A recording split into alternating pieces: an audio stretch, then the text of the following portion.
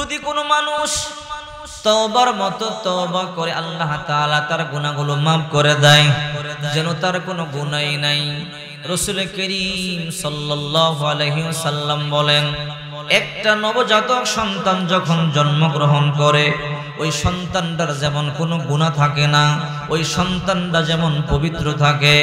একটা বান্দা বান্দি যদি চোখের পানিগুলো ছেড়ে তওবার মতো তওবা করতে পারে, আল্লাহ তাআলা ওই বান্দা বান্দিকেও বেগুনাহ মাসুম বানায়া দেয়।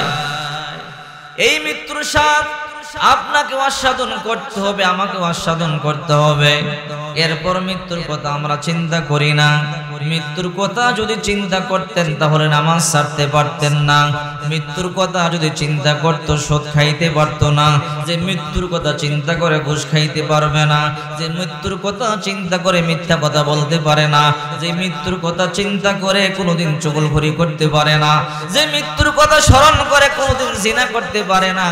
মৃত্যুর কথা স্মরণ করে না বলে গুনাহগুলো করতে পারে। ঠিক কিনা বলে? এই পৃথিবীর মধ্যে সবচেয়ে দামি নারী ছিল 4 জন। কয়জন নারী ছিল দামি? সবচেয়ে দামি নারী 4 জন। রাসূল করিম সাল্লাল্লাহু আলাইহি ওয়াসাল্লাম বলেন, এই পৃথিবীর মধ্যে সবচেয়ে দামি নারী 4 জন। আফজলুন নিসাই আহলিল জান্নাতি খাদিজাতু বিনতে খুয়াইলিদ ওয়া ফাতিমাতু বিনতে মুহাম্মদ ওয়া মারইয়াম বিনতে ইমরান ওয়া আসিয়া বিনতে মুজাহিম। এই দুনিয়ার মধ্যে যত নারী আছে সবচেয়ে দামি 1 নাম্বার মা Khadija, 2 number Fatema, 3 number Maryam, 4 number Asiya ফেরাউনের স্ত্রী।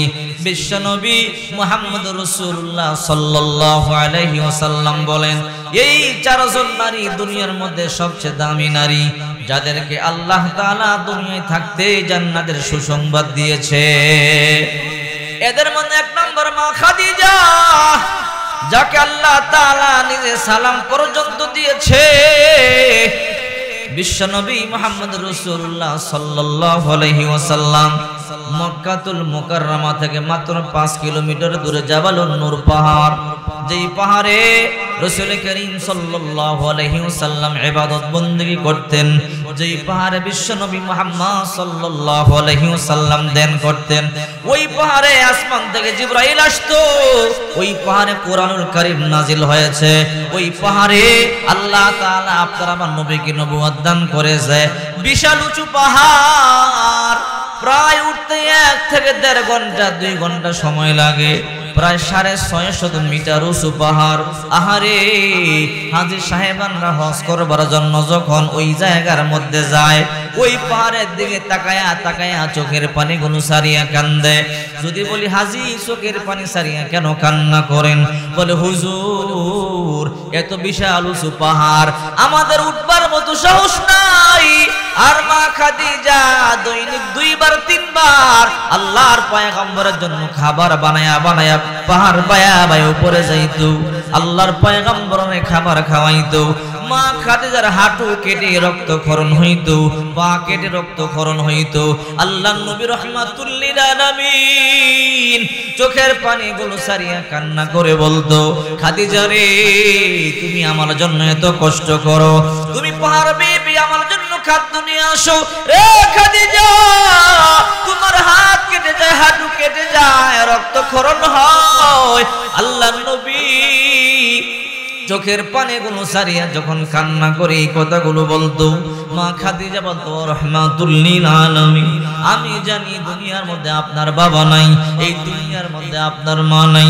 ও রাহমাতুল লিল আলামিন, আমি খাদিজা যদি আপনার জন্য খাবার নিয়ে না আসি, আপনার জন্য খাবার নিয়ে আসার মতো একটা আপনজন এই মক্কা নগরীতে আপনার নাই। ও রাহমাতুল লিল আলামিন, আপনার জন্য আমার হাঁটু আর হাত কেন, আমার কলিজা পর্যন্ত আমি আপনার জন্য বোনা করে দিতে পারি। চিন্তা করে দেখেন, মা খাদিজা আল্লাহর পয়গম্বরকে কত ভালোবাসতো। একদিন মা খাদিজা খাবার নিয়ে পাহাড় বেয়ে উপরে যাইতেছিল, হঠাৎ করে জিবরাইল এসে বলল, রহমতের নবী, ওই যে খাবার নিয়ে পাহাড় বেয়ে আপনার বিবি খাদিজা আসতেছে। আল্লাহর পয়গম্বর বলে, হ্যাঁ জিবরাইল, ও রাহমাতুল লিল আলামিন, আজকে আপনার বিবি খাদিজার জন্য একটা সুসংবাদ আছে। বলে, কি সুসংবাদ? বলে, আল্লাহ নিজে আজকে খাদিজাকে সালাম দিয়েছে। মা খাদিজা যখন পাহাড় বিবি উপরে খাবার নিয়ে গেল, মা খাদিজা রুটি বাজ করে করে যখন আল্লাহর পয়গম্বরের মুখের মধ্যে তুলে দেয়, আল্লাহর পয়গম্বর তাকিয়ে দেখে মা খাদিজার হাত থেকে রক্ত টপ টপ টপ টপ করিয়া জমিনের মধ্যে পড়তেছে। আল্লাহর নবী চোখের পানিগুলো সারিয়া কান্না করে বলে, খাদিজা রে, আমার জন্য তুমি কত কষ্ট করো রে খাদিজা। সেই মক্কাতুল মুকাররমা 5 মাইল দূর থেকে খাদ্য বানাইয়া হাঁটিয়া হাঁটিয়া তুমি পাহাড়ের মধ্যে উঠে আমাকে খাবার খাওয়াও রে খাদিজা, তোমার কত কষ্ট হয়। মা খাদিজা চোখের পানি সারিয়া বলে, ও রাহমাতুল লিল আলামিন, আপনি কান্না করবেন না, আপনি চিন্তা করবেন না। আল্লাহর নবী গো, আপনার জন্য আমার শুধু হাত আর হাঁটু কেন, রক্ত কেন, আমার কলিজা পর্যন্ত আপনার জন্য গুনাহ করতে পারি। আল্লাহর নবী বলে, রে খাদিজা, তোমার জন্য একটা সুসংবাদ। কি সুসংবাদ? আল্লাহ পাক রব্বুল আলামিন তোমাকে আজকে সালাম দিয়েছে। মা খাদিজা শুনবার পরে চোখের পানি সারিয়া কান্না শুরু করে দিল। আল্লাহর পয়গম্বর বলে, খাদিজা, কেন তুমি চোখের পানিগুলো সারিয়া কান্না করো? ও রাহমাতুল লিল আলামিন, আল্লাহ আমাকে সালাম দিয়েছে, সেই সালামের জবাব কেমনে দেওয়া লাগে আমি জানি না গো রাহমাতুল লিল আলামিন, আমার পক্ষ থেকে সালামের জবাবগুলো আপনি দিয়ে দিবেন। চিন্তা করেন মা খাদিজা কেমন দামি নারী, যার ব্যাপারে আল্লাহর পয়গম্বর বলেছেন, আফজলুন নিসাই আহলিল জান্নাতি খাদিজা বিনতু খুয়াইলিদ। এই পৃথিবীর মধ্যে সবচেয়ে দামি জান্নাতের নারী 1 নম্বরে মা খাদিজা, যাকে আল্লাহ পাক রব্বুল আলামিন সালাম দেয়। ওই মা খাদিজা মৃত্যুর ভয়ে চোখের পানিগুলো সারিয়া কান্না করে। ছোট্ট মেয়ে ফাতেমা বলে, মা তুমি কেন কান্না করো? মা খাদিজা বলে, রে ফাতেমা, আমার কবরের ভয়, যেই কবরে সাথী নাই, বাতি নাই, বন্ধু নাই, বান্ধব নাই, ওই কবর আমি একা একা কেমনে থাকবো? ছোট্ট মেয়ে ফাতেমা বলে, মা কান্না বন্ধ করো, তুমি কান্না করলে আমার সহ্য হয় না। মা খাদিজা চোখের পানি সারিয়া হাউমাউ হাউমাউ করিয়া কান্না করে। ফাতেমা আবার বলে, মা তুমি কান্না করিও না, ও মা তুমি কান্না করলে আমার সহ্য হয় না। মা খাদিজা কান্না বন্ধ করে না। ফাতেমা বলে, মা তুমি এমনি কেন কান্না করো? রে ফাতেমা, কবরের ভয়, যে কবরে সাথী নাই, বাতি নাই, বন্ধু নাই, বান্ধব নাই, ওই কবর আমি একা একা কেমনে থাকবো? মা খাদিজা চোখের পানি এগুলো সারিয়া কাঁদে। ছোট্ট মেয়ে ফাতেমা বারবার বুঝায়, কিন্তু মা খাদিজা বুঝতে চায় না। ফাতেমা চোখের পানিগুলো সারিয়া কান্না শুরু করে দিল। হঠাৎ করে রাহমাতুল লিল আলামিন ঘরের মধ্যে প্রবেশ করলো। ফাতেমা দৌড়াইয়া গিয়ে বলল, বাবা, মা চোখের পানিগুলো সারিয়া সারিয়া কান্না করে। ও বাবা, মাকে বুঝাও, মা কান্না করি, মা কান্না করলে আমারও কান্না চলে আসে। আল্লাহর নবী রাহমাতুল লিল আলামিন মা খাদিজার পাশে গিয়ে বসলেন। রে খাদিজা, তুমি কেন কান্না করো? খাদিজা বলো, রাহমাতুল লিল আলামিন, ওই কবরের ভাই, যেই কবরে সাথী নাই, বাতি নাই, যেই কবরে বন্ধু নাই, বান্ধব নাই, আমি একা একা কেমনে থাকবো? আল্লাহর পয়গম্বর বলে, খাদিজা রে, তুমি কান্না বন্ধ করো। মা খাদিজা কান্না বন্ধ করে না। আল্লাহর পয়গম্বর বলে, খাদিজা কান্না বন্ধ করো। মা খাদিজা তারপর হাউমাউ হাউমাউ করে কান্না করে, কান্না বন্ধ করে না। আল্লাহর পয়গম্বর বলে, রে খাদিজা, তুমি কান্না করলে আমারও কান্না চলে আসে। রে খাদিজা, তুমি কি চাও আমি কান্না করি? বলে, না গো নবী, না, আমি চাই না আমার জন্য আপনি কান্না করেন। ও খাদিজা, তাহলে কান্না বন্ধ করিয়া দাও। মা খাদিজা বলো, রাহমাতুল লিল আলামিন, আমার 4টা শর্ত আপনি পূরণ করতে পারবেন কিনা বলেন। যদি আমার 4টা শর্ত পূরণ করতে পারেন, কান্না বন্ধ করতে পারি। আল্লাহর নবী বলে, রে খাদিজা, তোমার 4টা কি শর্ত বলো? বলে, আমার 1 নাম্বার শর্ত, ও রাহমাতুল লিল আলামিন, আমি যখন মরিয়া যাব, আপনার ব্যবহৃত জুব্বা দিয়ে আমার কাফনের কাপড় পরাইয়া দিবেন। আল্লাহর পয়গম্বর বলে, খাদিজা, কেন আমার জামা দিয়ে তোমার কাফনের কাপড় পরাবো? ও রাহমাতুল লিল আলামিন, আমার বিশ্বাস গো রহমাতুল লিল আলামিন, আপনার ব্যবহৃত জুব্বা দিয়ে যদি আমার কাফনের কাপড় পরাইয়া দেন, আল্লাহর ফেরেশতারা আমার কষ্ট দিবে না। আল্লাহর পয়গম্বর বলে, যাও খাদিজা, তোমার এক নাম্বার শর্ত আমি পূরণ করব, তোমার ইন্তেকালের পরে আমার জুব্বা দিয়ে তোমার কাফনের কাপড় পরাবো। দুই নাম্বার শর্ত বলো। মা খাদিজা বলে, রহমাতুল লিল আলামিন, আমার দুই নাম্বার শর্ত হলো আপনি নিজে আমার জানাজার নামাজের ইমামতি করবেন। আল্লাহর পয়গম্বর বলে, খাদিজা রে, যাও, তোমার দুই নাম্বার শর্তটাও মানলাম। তিন নাম্বার শর্ত বলো। ও রহমাতুল লিল আলামিন, রহমতের নবী গো, আপনার বরকতি হাত দিয়ে আমার লাশটা কবরে রাখবেন, আপনার বরকতি হাত দিয়ে আমার কবরে মাটি দিবেন। আল্লাহর পয়গম্বর বলে, যাও যাও, তিন নম্বর শর্তটাও মানব। রে খাদিজা, চার নম্বর শর্ত বলো। মা খাদিজা চোখের পানিগুলো সারিয়া কান্না করে বলে, নবী, আমি আপনার জবান থেকে শুনেছি মাইয়িতকে দাফন করবার পরে আত্মীয়রা যখন 40 কদম দূরে চলে যায়, ওই কবরের মধ্যে দুইজন ফেরেশতা ঢোকে, মুনকার নাকির, দুইটা তিনটা প্রশ্ন করে, মার রব্বুকা ওয়া মা দীনুকা ওয়া মান নাবিয়ুকা। নেককার হইলে জবাবগুলো দিতে পারে, রব্বি আল্লাহ, দীনি আল ইসলাম, ইনি আমার নবী মুহাম্মদুর রাসূলুল্লাহ। বদকার হইলে বলে, লা আদরি লা আদরি, আমি জানি না, আমি কিছু বলতে পারি না। ও রহমাতুল লিল আলামিন, জবাব দিতে না পারলে আযাব শুরু হয়ে যায়। ও নবী, আমার বড় ভয়, আমাকে দাফন করবার পরে যখন আত্মীয়রা 40 কদম দূরে চলে যাবে, আমার কবরে মুনকার নাকির ঢুকিয়া যাবে, আমাকেও তিনটা প্রশ্ন করবে, যদি আমি জবাবগুলো দিতে না পারি আমার হয়তো বড় কষ্ট দিবে। ও রহমতের নবী, আপনি আমার ওয়াদা দেন, আমাকে দাফন করবার পরে সবাই যদিও চলে যায়, আপনি চলে যাবেন না, আমার কবরের পাশে আপনি দাঁড়ায়া থাকবেন, যতক্ষণ পর্যন্ত মুনকার নাকির আমার কবরে না ঢুকবে ততক্ষণ পর্যন্ত আপনি দাঁড়াইয়া থাকবেন। মুনকার নাকির আয়েশা যখন আমারে প্রশ্ন করবে, আমার পক্ষ থেকে জবাবগুলো আপনি দিয়ে দিবেন। আল্লাহর পয়গম্বর বলে, রে খাদিজা, যাও যাও, তোমার চারটা কথাই আমি রাখবো। তোমাকে দাফন করবার পরে সবাই চলে গেল, আমি যাব না রে খাদিজা, আমি তোমার কবরের পাশে দাঁড়ায় থাকবো, যতক্ষণ মুনকার নাকির না আসবে আমি যাব না। মুনকার নাকির আসবার পরে প্রশ্নের জবাবগুলো আমি দিয়ে দিব। মা খাদিজার ইন্তেকাল হয়ে গেল। আল্লাহর নবী এক নাম্বার ওয়াদা, তার ব্যবহৃত জুব্বা পরাইয়া দিলেন। আল্লাহর নবী তার বরকতি হাত দিয়া মা খাদিজাকে জুব্বাটা পরাইয়া দিলেন। আল্লাহর নবী নিজে জানাজার ইমামতি করলেন। রহমাতুল লিল আলামিন বরকতি হাত দিয়া লাশটা কবরের মধ্যে রাখলেন।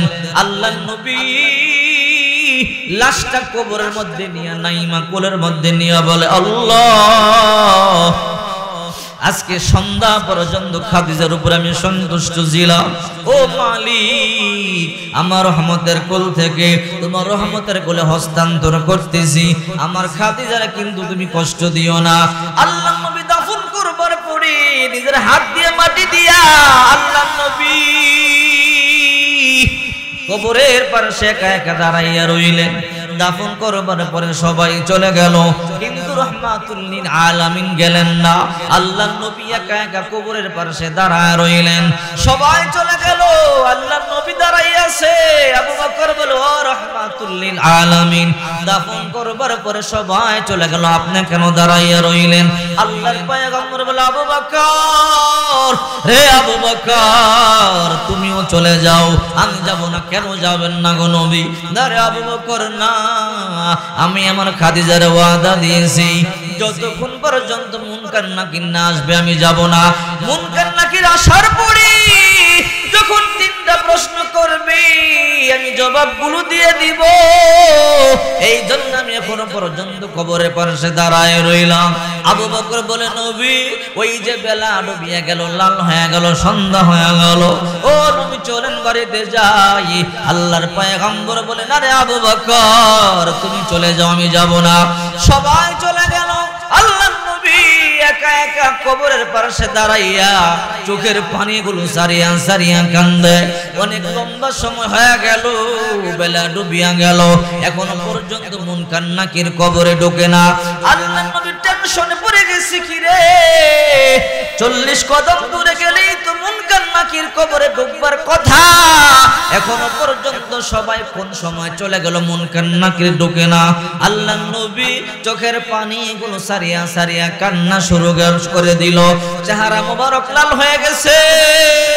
হঠাৎ করে জিবরাইল আইসা আল্লাহর পয়গম্বরকে সালাম দিয়ে দিল, আসসালাতু আসসালামু আলাইকা ইয়া রাসূলুল্লাহ, আসসালাতু আসসালামু আলাইকা ইয়া হাবিবাল্লাহ ও রাহমাতুল লিল আলামিন।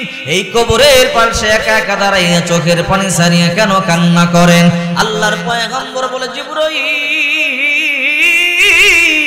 কান্না করব না তো কি করব, এখনো পর্যন্ত মুনকার নাকির কেন ঢোকে না? 30 কদম দূরে চলে গেলেই তো মুনকার নাকির ঢুকবার কথা। রে জিবরাইল এখনো পর্যন্ত মুনকার নাকির কেন ঢোকে না? জিবরাইল বলে, ইয়া রাসূলুল্লাহ, আপনি কি মনে করেছেন আপনি কবরের পাশে দাঁড়াইয়া থাকবেন আর মুনকার নাকির ঢুকবার মতো সাহস পাবে নাকি? আল্লাহ তাআলা মানে পাঠাইছে, রে জিবরাইল আমার বন্ধুর গিয়া বল যে খাদিজা ইসলামের জন্য সব সম্পদ দান করিয়া দিছে, যেই খাদিজা জীবন থেকে আমার বন্ধুরে বেশি ভালোবাসে, যেই খাদিজা জীবন থেকে বেশি আমি আল্লাহর ভালোবাসে, ওই খাদিজার জবাব দেওয়ার জন্য আমার নবীকে কবরের পাশে দাঁড়ায়া থাকা লাগবে না, আমি আল্লাহ বহু আগেই জবাবগুলো রেডি করে রেখেছি। আল্লাহু আকবার বলে। চিন্তা করে দেখেন মা খাদিজার ব্যাপারে আল্লাহর নবী রাহমাতুল লিল আলামিন বলেছেন, আফজলুন নিসাই আহলিল জান্নাতি খাদিজাতু বিনতু খুয়াইলিদ। এই পৃথিবীর মধ্যে সবচেয়ে দামি নারী হইল 1 নম্বরে মা খাদিজা। চিন্তা করে দেখেন, যেই খাদিজাকে আল্লাহ তাআলা নিজে সালাম দিয়েছে, যেই খাদিজার ব্যাপারে আল্লাহর পয়গম্বর বলেছে, খাদিজা তুমি কোনো কান্না করবা না, কবরের মধ্যে তোমার কোনো আযাব হবে না। এত সুসংবাদ পাওয়ার পরও সেই মা খাদিজা মৃত্যুর ভয়ে হাউমা হাউমা করে কান্না করে। পুরা সকল মুসলমান ঘন্টায় ঘন্টায় গুনাহ করি, ঘন্টায় ঘন্টায় মিথ্যা কথা বলি, সেকেন্ডে সেকেন্ডে মিথ্যা কথা বলি, চুগল করি, জিনা করি, মানুষের সম্পদ নষ্ট করি, জোর করিয়ে সম্পদ দখল করি, আহারে কত গুনাহ করি, তারপরও আমাদের মৃত্যুর কথা স্মরণ হয় না, তওবার কথা স্মরণ হয় না। এই জন্য আপনার আমার নবী রাহমাতুল লিল আলামিন বলেছেন, আত্তাইবু মিনাজ যামবি কামান লা যামবালা।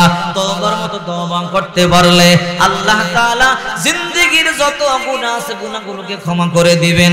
শুধু জিন্দেগীর গুনাহগুলো ক্ষমা করবে না, আল্লাহ তাআলা বলেন, ইল্লা মান তাবা ওয়া আমানা ওয়া আমিলা আমালান সলিহা ফাউলাইকা ইউবাদদিলুল্লাহু সাইয়্যাতিহিম হাসানাত ওয়া কানাল্লাহু গফুরুর রহিমা। যারা তওবা করে, নতুন করে ঈমান আনে, আল্লাহ তাআলা শুধু তাদের গুনাহগুলোই maaf করে না, আল্লাহ তাআলা তাদের পিছনের গুনাহগুলোকে আল্লাহ তাআলা নেকের দ্বারা পরিবর্তন করে দেয়। চিন্তা করে দেখেন, ও টাঙ্গালের মুসলমান, পায়ে ধরি হাতে ধরিয়া বলি, রে যুবক ভাই কোন দিন মরিয়া যাই বলতে পারি না, সেকেন্ডে সেকেন্ডে মানুষের মৃত্যু হইতেছে।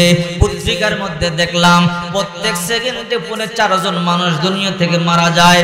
তোমার জন্য একটা সেকেন্ড বরাদ্দ আছে, আমার জন্য একটা সেকেন্ড বরাদ্দ আছে। আহারে তোমার জন্য মসজিদের খাটি অপেক্ষা করতেছে, আমার জন্য অপেক্ষা করতেছে। এমন একদিন আসবে নাকে কানে তুলা দিয়া, বরুই পাতা গরম করিয়া পানি দিয়া গোসল দিয়া, খাটিয়ার মধ্যে শুয়াইয়া 4 জনে কাঁধে করিয়া বহন করিয়া কবরে নিয়ে যাবে। বাঁশের ছাউনি দিয়া মাটি চাপা দিয়া চলে আসবে। এমন একদিন তোমারও আসবে, আমারও আসবে, ঠিক কিনা জোরে বলেন। এই জন্যই তো আল্লাহ তাআলা বলেন কুল্লু নাফসিন যায়িকাতুল মাউত, প্রত্যেকটা প্রাণীকে মৃত্যুর স্বাদ আস্বাদন করতে হবে। আপনারা আমার নবী রাহমাতুল লিল আলামিন, যার ব্যাপারে আল্লাহ পাক রব্বুল আলামিন বলে দিয়েছেন ওয়া মা আরসালনাকা ইল্লা রাহমাতাল লিল আলামিন, গোটা জগতের জন্য আপনারা আমার নবীকে আল্লাহ রহমত হিসাবে পাঠাইছে। ওই নবী দুনিয়ায় নাই। মুসা কালিমুল্লাহ, মুসা ছিল তাকলিম কালিমুল্লাহ, আল্লাহর সাথে সরাসরি তুর পাহাড়ে গিয়ে কথা বলতো। একবার নয়, দুইবার নয়, ৩৩,০০০ বার পর্যন্ত কথা বলেছে। মুসা নবীর জান কবজ করবার জন্য আজরাইল আসছে, থাপ্পড় দিয়ে আজরাইলের চোখ একটা বাইর করিয়া ফেলছে। আজরাইল আল্লাহর দরবারে গিয়া বলে, আল্লাহ, এমন মানুষের কাছে তুমি আমারে পাঠাইছো, থাপ্পড় দিয়ে আমার চোখ বাইর করে ফেলছে। ও মালিক, আমার চোখ ভালো করিয়া দাও। আল্লাহ তাআলা চোখ ভালো করিয়া দিল। রে আজরাইল, যাও যাও, মুসার জান কবজ করে নিয়ে আসো। না, আমি যাব না। না না, যাও। রে আজরাইল, আমার মুসার গিয়া বলবা গাভীর পিঠের উপরে হাত রাখার জন্য। মুসা যদি চায় হাতের ততগুলো পশম লাগবে, সেই পশম অনুপাতে আমি আল্লাহ তাকে হায়াত বাড়াইয়া দিব। আজরাইল চলে আসলো, আসার পরে বলো, মুসা নবী, গাভীর পিঠের উপরে আপনি হাত রাখেন। হাত রাখার পরে বলে, হে মুসা নবী, আপনি চাইলে আপনার হাতের মধ্যে যেই পরিমাণ পশম লেগেছে, এক একটা পশমের পরিবর্তে 1000 বছর করে আল্লাহ হায়াত দিবে। মুসা পয়গম্বর বলে, রে আজরাইল, এরপরে আমার কি হবে? এরপরে আপনার মৃত্যুর স্বাদ আস্বাদন করতেই হবে। মুসা পয়গম্বর বলেন, না, তাহলে আমাকে এখনই ইন্তেকাল করাও, এখনই আমার জানটা কবজ করিয়ে নিয়ে যাও। আল্লাহ তাআলা বলে, রে দুনিয়াবাসী, কুল্লু নাফসিন যায়িকাতুল মাউত, প্রত্যেকটা প্রাণীকে মৃত্যুর স্বাদ আস্বাদন করতে হবে। এই জন্য আপনার আমার নবী বলেন, এই পৃথিবীর মধ্যে 1 নম্বর নারী হইল মা খাদিজা। ওই খাদিজা পর্যন্ত মৃত্যুর ভয়ে কান্না করেছে। আমাদের মৃত্যুর ভয় নাই, আমাদের কবরের ভয় নাই, আমাদের জাহান্নামের ভয় নাই। চিন্তা করে দেখেন, পৃথিবীর মধ্যে 2 নম্বর নারী হযরত ফাতেমা, বিশ্বনবী মুহাম্মদ সাল্লাল্লাহু আলাইহি ওয়াসাল্লাম যার ব্যাপারে বলেছেন, ফাতেমা তো সাইয়্যিদাতু নিসাই আহলিল জান্নাহ, ফাতেমা জান্নাতের রমণীদের সর্দারিনী। ফাতেমা তো বিজআতুম মিন্নি, ফাতেমা আমার দেহের অংশ, কলিজার টুকরা। চিন্তা করে দেখেন, অথচ ওই ফাতেমা পর্যন্ত মৃত্যুর ভয়ে কান্না করেছে, কবরের ভয়ে কান্না করেছে, হাউমাউ হাউমাউ করে কেঁদেছে, আমি অন্ধকার কবরে কেমনে থাকবো। আল্লাহর নবী যাকে জান্নাতের সার্টিফিকেট দিয়েছে, ফাতেমা তো সাইয়্যিদাতু নিসাই আহলিল জান্নাহ, আল্লাহর নবী যারে এমন সার্টিফিকেট দিয়েছে, তার কোনো ভয় থাকার কথা নেই। জোরে বলেন, ভয় থাকার কথা নেই। রাসূল করিম সাল্লাল্লাহু আলাইহি ওয়াসাল্লাম যার ব্যাপারে বলেন, ফাতেমা তো সাইয়্যিদাতু নিসাই আহলিল জান্নাহ, আমার ফাতেমা জান্নাতের রমণীদের সর্দারিনী। যে এই সংবাদ দিয়েছে, এরপরও ফাতেমা চোখের পানিগুলো সারিয়া সারিয়া কান্না করেছে। হযরত আলী প্রতিদিন ফজরের নামাজ পড়িয়া ঘরের মধ্যে প্রবেশ করতেন। ঘরের মধ্যে প্রবেশ করিয়া ফাতেমাকে নামাজের মুসল্লার মধ্যে দেখতেন। একদিন হযরত আলী ফজরের নামাজ পড়িয়া ঘরের মধ্যে প্রবেশ করলেন। ঘরে প্রবেশ করবার পরে ফাতেমারে তালাশ করিয়া পায় না, ফাতেমা ঘরের মধ্যে নাই। হযরত আলী টেনশনে পড়ে গেল, কি রে, প্রতিদিন ফজরের নামাজ পড়িয়া ঘরে ঢুকে ফাতেমারে নামাজের মুসল্লার মধ্যে পাই, আজকে ফাতেমা নামাজের মুসল্লার মধ্যে নেই, আমার ফাতেমার কি হলো? হযরত আলী টেনশনে পড়ে গেছে। গোটা ঘর তন্ন তন্ন করিয়া তালাশ করলো, ফাতেমার পাইল না। হযরত আলী টেনশনে পড়ে গেল, ফাতেমা তো আমাকে না বলিয়া কোথাও যাওয়ার কথা না। হঠাৎ করে হযরত আলী তাকাইয়া দেখে ফাতেমা রান্না ঘরে সকাল বেলায় রান্না বসাইয়া দিল। আলী অবাক হয়ে গেল, কিরে, সকাল বেলা নামাজ পড়বার জন্য যখন মসজিদের মধ্যে যাই, আমি ফাতেমার কপালের মধ্যে হাত দিয়ে দেখলাম প্রচন্ড জ্বর, আর ফাতেমা সেই জ্বর নিয়ে সকাল বেলা রান্না বান্না বসাইলো, কারণটাকে বুঝলাম না। হযরত আলী ফাতেমা রান্না করে গিয়ে বলে, ফাতেমা সকালবেলা যখন মসজিদের মধ্যে নামাজ পড়বার জন্য যাই, আমি তোমার কপালের মধ্যে হাত দিয়ে দেখলাম তোমার কপালের মধ্যে প্রচন্ড জ্বর ছিল রে ফাতেমা। সকালবেলায় রান্না বান্না কেন বসাইয়া দিলা ফাতেমা রে? প্রতিদিন মসজিদ থেকে আইসা নামাজের মুসল্লার মধ্যে পাই, হয়তো কোরআন তেলাওয়াত করো, নয়তো জিকির আজকার করো, নয়তো তাসবিহ তাহলিল আদায় করো, নয়তো কোরআন তেলাওয়াত করো রে ফাতেমা। সে কোরআন তেলাওয়াত করো না, নামাজও আদায় করো না, তাসবিহ তাহলিল আদায় করো না, আজকে সকালবেলায় রান্না করে কেন চলিয়া গেলা? ফাতেমা চোখের পানিগুলো সারিয়া কান্না করে বলে, আলী আজকে আমি আপনারে এমন কিছু কথা বলবো গো আলী, আলী গো যেই কথাগুলো আমি জীবনে আপনারে বলি নাই। ফাতেমা চোখের পানিগুলো সারিয়া সারিয়া কান্না করে। হযরত আলী তাকাইয়া দেখে বিশাল বড় আটার খামিরা বানাইছে, যেই আটা দিয়ে রুটি বানাইলে 1 সপ্তাহ পর্যন্ত খাওয়া যাবে। ঘরে যত পুরাতন কাপড় সবুর আছে সব নামাইছে দৌতা করবার জন্য। আলী অবাক হয়ে গেল, এমন কাণ্ড জীবনে আমি কোনোদিন দেখি নাই। ফাতেমা আলীর হাত ধরিয়া চোখের পানি সারিয়া কান্না করে বলে, আলী আজকে আমি আপনারে কয়েকটা কথা বলবো, আমার কথাগুলো শুনবেন কিনা বলেন? আলী বলে, ফাতেমা বলো তোমার কথা বলো। আলী রে আজকে আমি স্বপ্নে দেখলাম আমার বাবা রহমাতুল লিল আলামিন আমার ঘরে আসলো। আমার আব্বা জান আমার ঘরে এসে কি জন্য তালাশ করতেছিল, অনেক লম্বা সময় তালাশ করবার পরে না পাই আমার আব্বা জান চলিয়া যায়। আমি আমার আব্বারে দৌড়াইয়া গিয়ে বললাম, বাবা তুমি আমার ঘরে কি তালাশ করবার জন্য আসছিলে রে বাবা? আমাকে না বলে কেন চলিয়া যাও রে? আলী আমার আব্বা জান আমারে বলল, ফাতেমা রে একটা সংবাদ তোমার দেওয়ার জন্য আসলাম রে মা। রে ফাতেমা এই সংবাদটা শুনবার পরে তুমি কিন্তু চোখের পানি সারিয়া কান্না করবা না। ফাতেমা বলে, ও আব্বা জান আমি কাঁদবো না বলি? আল্লাহর পয়গম্বর বলে, ফাতেমা রে আজকে সাহারি খাইছো আলীর সাথে আর ইফতার করবা আমার সাথে। এই কথা বলতে দেরি ফাতেমার মাথার মধ্যে যেন আসমানটা ভাঙ্গিয়া গেল, আর বুঝতে বাকি নাই আজকে আমার শেষ দিন, আজকে আমার ইন্তেকাল হয়ে যাবে। আল্লাহর পয়গম্বর চলে গেল, ফাতেমার ঘুম ভাঙ্গিয়া গেল। ফাতেমা বলে, আলী আজকে আমি যে স্বপ্ন দেখেছি স্বপ্নের ব্যাখ্যা বুঝতে আমার কষ্ট হয় না। আলী রে আমি স্বপ্ন দেখেছি আমার আব্বা জান আমারে বলেছে আজকে আমি ইফতার করব আমার বাবার সাথে, তার মানে আজকে সন্ধ্যার আগে আমার ইন্তেকাল হবে, এই সংসার ছাড়িয়ে চলিয়া যাব। আলী বলে, ফাতেমা রে এত বড় আটার খামিরা কেন বানাইলা? যে আটা দিয়ে রুটি বানাইলে 1 সপ্তাহ পর্যন্ত খাওয়া যাবে। এবার ফাতেমা বলে, আলী আমি ভালো করে জানি আপনি আমারে বড় ভালোবাসেন, বড় মোহাব্বত করেন। হাসান হুসাইন আমারে বড় ভালোবাসে, মোহাব্বত করে। ও আমার স্বামী আমার ইন্তেকালের পরে আমার ঘরে 1 সপ্তাহ পর্যন্ত চুলার মধ্যে আগুন ধরবে না, আপনি না খায়া থাকবেন, হাসান হুসেন না খায়া থাকবে। আমি ফাতেমা সহ্য করতে পারবো না, এই জন্য এত বড় আটার খামিরা বানাইলাম। 1 সপ্তাহের জন্য রুটি বানাইয়া দিয়া যাব, শুকাইয়া শুকাইয়া খাবেন। আলী বলে, ফাতেমা বুঝলাম, সমস্ত কাপড় চোপড় কেন নামাইছো? ফাতেমা বলে, আলী সারা জনম ভর আমি আপনার কাপড় চোপড় দৌত করেছি, সারা জনম ভর আমি আপনার খেদমত করেছি। আলী গো আমি আর আপনার কাপড় চোপড় দৌত করতে পারবো না, তাই সব কাপড় চোপড় নামাইলাম, জনমের মতো সব কাপড় দৌত করিয়া দিয়া যাব। ফাতেমা চোখের পানিগুলো সারিয়া কান্দে বলে, আলী আমার কয়েকটা কথা আপনি রাখবেন কিনা বলেন? আলী বলে, ফাতেমা রে বলো তোমার কি কথা?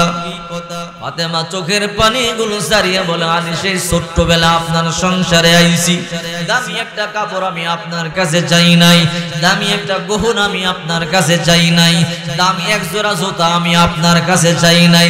ও আলী এমন সময় গেছে 3 দিন পর্যন্ত না খায়া ছিলাম, কোনো অভিযোগ করি নাই। এমন সময় গেছে গো 7 দিন পর্যন্ত না খায়া ছিলাম, আমি আপনার কাছে কোনো অভিযোগ করি নাই। ও গো আলী আমার আজকে ইন্তেকাল হয়ে যাবে, আজকে আমি আপনার সংসার ছাড়িয়া চলিয়া যাব। আমার 2টা আশা আপনি পূরণ করবেন কিনা বলেন? আলী বলে, কি রে ফাতেমা তোমার কি আশা বলো? বলে, আমার 1 নম্বর আশা আমি যখন মরিয়া যাব আমার লাশটা রাত্রে বেলা গোপনে দাফন করিয়া দিবেন। আলী গো আমার লাশটা প্রকাশ্যে আপনি ময়দানে নিয়ে যাবেন না। আলী বলে কেন রে ফাতেমা, তুমি খাতুনে জান্নাত, জান্নাতের রমণী ফাতেমা, তুমি জান্নাতের সর্দারিনী, তোমার ইন্তেকালের খবর শুনলে মদিনার মধ্যে সবচেয়ে বেশি বড় জানাজা হবে। ও ফাতেমা কেন না করো? ফাতেমা বলে আলী না গো আলী না। বলে কেন রে ফাতেমা? বলে আলী সারা জনম বড় পর্দা করেছি, কোন বেগানা পুরুষ তো আমাকে দেখতে পায় নাই রে আলী। আমার ইন্তেকালের পরে আমার লাশটা নিয়ে তুমি যদি ময়দানে যাও, লাশটা নিয়ে যাওয়ার পরে যারা দেখে নাই তারাও আমার লাশটা দেখবে, আমার লাশটা দেখিয়ে তারাও আইডিয়া করবে আমি কতটুকু লম্বা ছিলাম, কতটুকু মোটা ছিলাম, কতটুকু চওড়া ছিলাম। না রে আলী না, আমার লাশ নিয়ে ময়দানে যাইবা না, মাইকিং করবা না, গোপনে দাফন করিয়া দিবেন। আলী বলে ফাতেমা যাও যাও, তোমার 1 নাম্বার কথা আমি রাখবো, তোমার 2 নাম্বার কথা বলো। ফাতেমা বলে আলী গো আমার 2 নাম্বার কথা হলো আমি জানি আপনি আমার বেশি ভালোবাসেন, আমিও আপনার বড় মোহাব্বত করি, বড় ভালোবাসি রে আলী। আমার ইন্তেকালের পরে আপনি যুবক মানুষ, আপনার দ্বিতীয় বিবাহের প্রয়োজন আছে, আপনার বিবির প্রয়োজন আছে, আপনার খেদমতের জন্য বিবি দরকার রে আলী। আপনি দ্বিতীয় বিবাহ করবেন, এতে আমার কোনো আপত্তি নাই, বাধা নাই। কিন্তু আলী গো আপনি ভালো করিয়া জানেন হাসান হুসাইনকে আমি বড় মোহাব্বত করি, হাসান হুসাইন আমাকে বড় ভালোবাসে, বড় মোহাব্বত করে। রাত্রে বেলা যখন ঘুমাই হাসান হুসাইনকে আমি বুকের মধ্যে জড়াইয়া ধরিয়া ঘুমাই, আমার 2টা সন্তানকে বুকের মধ্যে নিয়ে আমি ঘুমাই। আলী গো আজকে আমার ইন্তেকাল হয়ে যাবে, আমি অন্ধকার কবরে চলে যাব, কয়েকদিন পরে আপনি নতুন বিবাহ করবেন, আপনার বিবির নিয়ে আপনি আনন্দ করবেন, পাশের রুমে গরম ঘুমাবেন। আমার 2টা সন্তান পাশের রুমে গলা কাটা মুরগির মতো ছটফট করিয়া করিয়া কাঁদবি। গভীর রাত্রে বলবে মা গো তুমি কোথায় চইলা গেলা? মা আমাদের ভয় লাগে, বাবা নতুন মায়ের নিয়ে ঘুমাই, আমরা একলা একলা ঘুমাইতে পারি না রে আলী। আমার 2টা সন্তান যখন চোখের পানে গুলো সারিয়া কাঁদবে, আমি মা ফাতেমা সহ্য করতে পারবো না। আলী রে আপনি আমার ওয়াদা দেন, আমার 2টা সন্তানকে আপনি মাঝে মধ্যে বুকের মধ্যে নিয়ে ঘুমাবেন। ফাতেমা যখন কান্না করে, কান্নার অশ্বিন হাসান হুসাইন দৌড়াইয়া চলে আসে, মা তুমি চোখের পানিগুলো জারিয়া কেন কান্না করো? ফাতেমা বড় বুদ্ধিমতী ছিল, আমার ইন্তেকালের সংবাদটা যদি সন্তানদেরকে দেই আমার 2টা সন্তান কলিজা ফাটিয়া মরিয়া যাবে। না না, সন্তানদেরকে সংবাদ দেওয়া যাবে না। ফাতেমা সন্তান 2টার বুকের মধ্যে জড়াইয়া কপালে চুমা দিয়া সন্তানদেরকে বুঝতে দেয় না আজকে আমি জনমের মতো চলিয়া যাব। সন্তানদেরকে শেষ চুমা দিতেছি, আর সন্তানদেরকে জীবনে চুমা দিতে পারবো না। সন্তান 2টার জনমের মতো বুকে জড়াইলাম, আর জড়াইতে পারবো না। আরে ফাতেমার কলিজা ফাটিয়া যায়, কিন্তু সন্তানদেরকে বলতে পারে না, সন্তানদেরকে বুঝতে দেয় না। সন্তানদেরকে বলে রে হাসান রে হুসাইন, তোদের নানার রওজা পাকের সামনে জানালার সাথে গিয়া কথা বল। কিতাবের মধ্যে আসে হাসান হুসাইন যখন কোনো কারণে কান্না করত, হযরত ফাতেমা হাসান হুসাইনকে আল্লাহ নবী রওজা পাকের সামনে পাঠাইয়া দিত। হাসান হুসাইন যখন আল্লাহ নবী রওজা পাকের সামনে গিয়ে সালাম দিত, আল্লাহ নবী দুনিয়ায় থাইকা যেমনে কথা বলতো রওজা শরীফ থেকে ওইভাবে কথা বলতো। আল্লাহু আকবার বলে। এবার ফাতেমা জনমের মতো বিদায় নেয়। বিরক্ত হইতেছেন আপনারা? ফাতেমা জরমের মতো বিদায় নেয়। ফাতেমাও কান্দে, হযরত আলীও কান্নাকাটি করে। আর ফাতেমা বলে, আলী আমার দুইটা চাওয়া আপনি পূরণ করবেন কিনা মনে বলেন। দুইটা চাওয়া কি চাওয়া মনে আছে না নাই?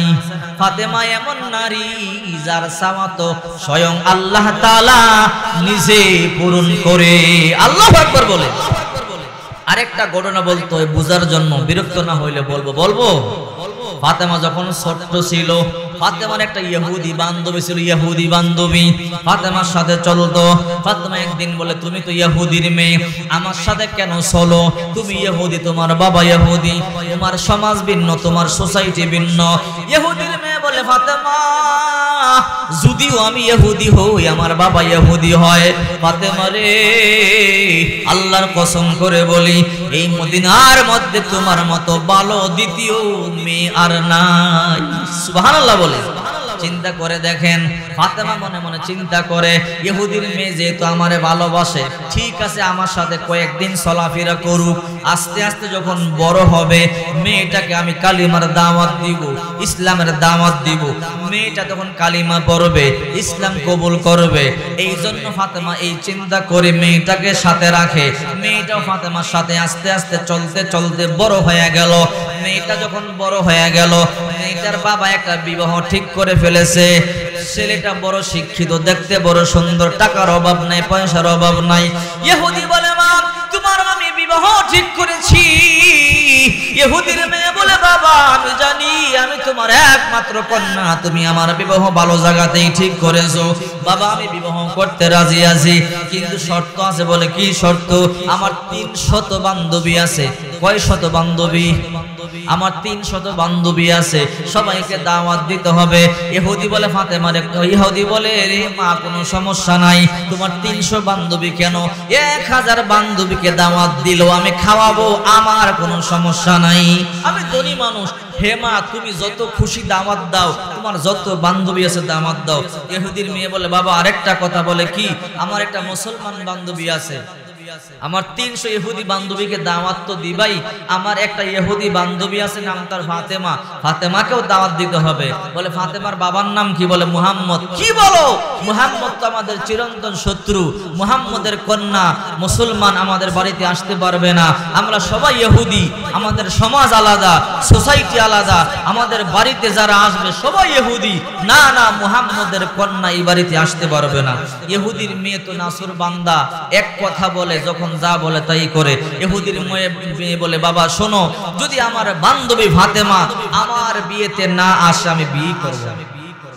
ইহুদি টেনশনে পড়ে গেল, আমি মেহমানদেরকে দাওয়াত দিয়ে ফেললাম, বিয়ের দিন তারিখ ঠিক হয়ে গেল, এখন যদি বিয়েটা ভেঙে যায় আমার ইজ্জত সম্মান নষ্ট হয়ে যাবে। মেয়ে বলে, বাবা আমি এক কথার মানুষ, তুমি জানো আমি ফাতেমাকে দাওয়াত না দিলে বিয়ে করব না।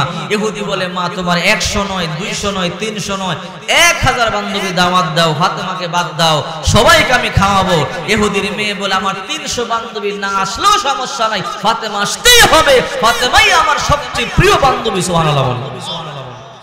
ইহুদি মনে মনে চিন্তা করে, যদি আমি ফাতেমার দাওয়াত দিতে না দেই আমার মেয়ে তো বিয়ে করবে না, আমার মেয়ে তো এক কথার মানুষ। ঠিক আছে, ফাতেমার দাওয়াত দেওয়াবো, কিন্তু এমন শর্ত লাগাবো যেন ফাতেমা বিয়েতে না আসতে পারে।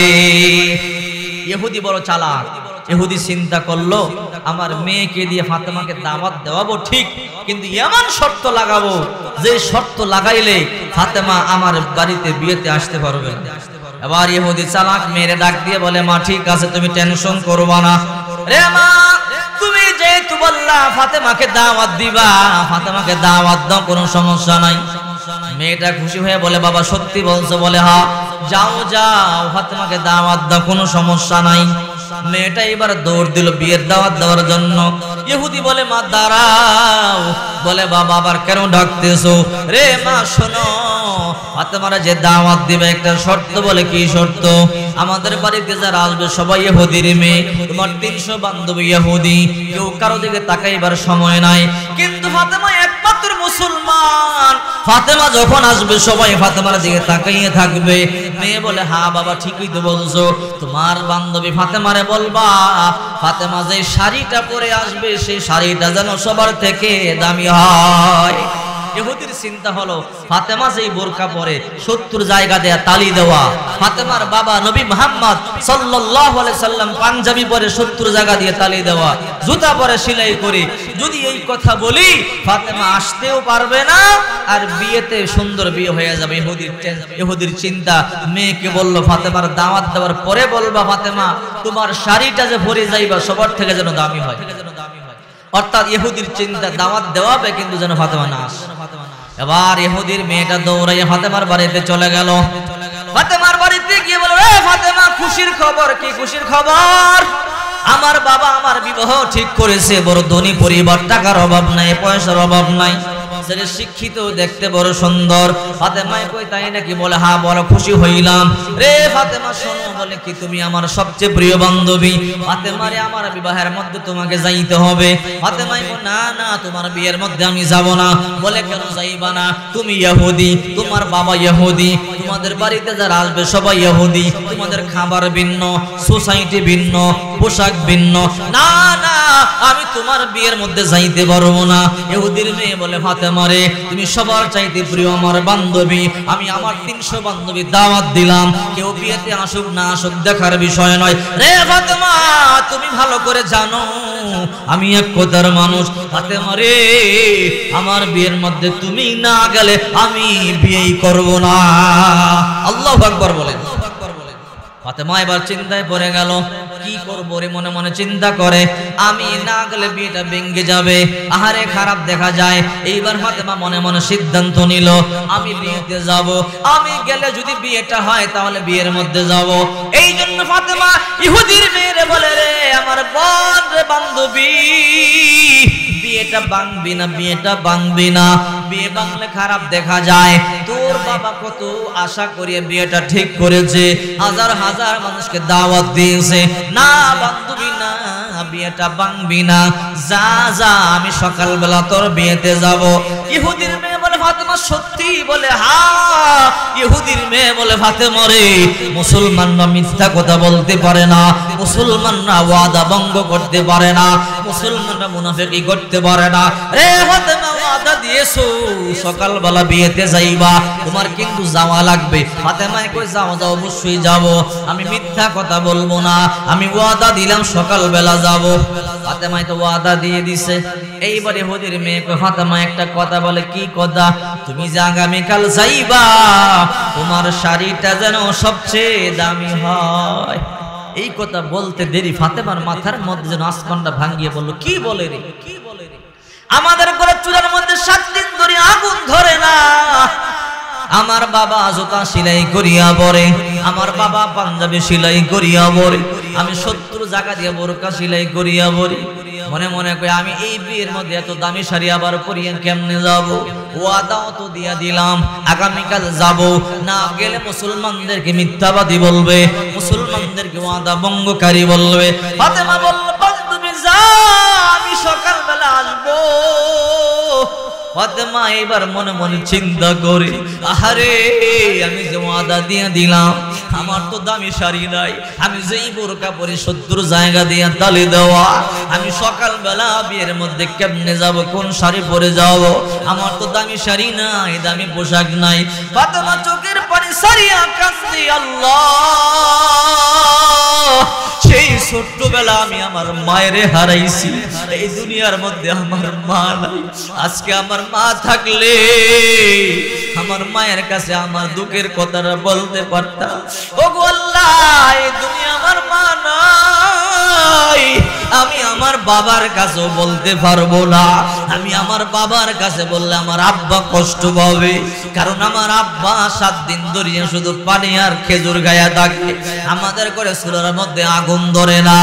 আমার বাবা পাঞ্জাবি সেলাই করিয়া পড়ে, আমার বাবা জুতা সেলাই করিয়া পড়ে।